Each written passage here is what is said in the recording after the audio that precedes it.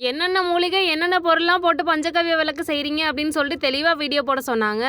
சாணத்த நல்லா காய வச்சு அத அரைச்சு பொடி பண்ணி எடுத்துக்குவோம். சாணப்பொடில நெறைய மூலிகை எல்லாமே போடுவாங்க. கொஞ்சம் மட்டும் நான் சொல்றேன். நொச்சி, ஆவாரம்பூ, வேப்ப இலை, துளசி, மருதாணின்னு நெறைய எடுத்துக்கும்.